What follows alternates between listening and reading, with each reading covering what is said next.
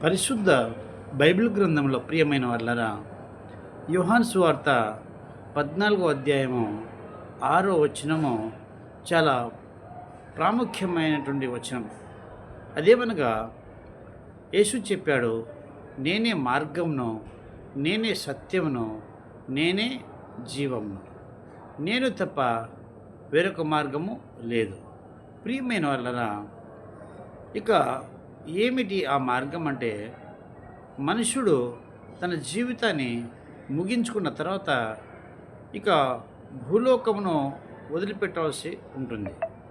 అయితే భూలోకానికి పరలోకానికి ఒక మార్గం ఉన్నది, అదే యేసు.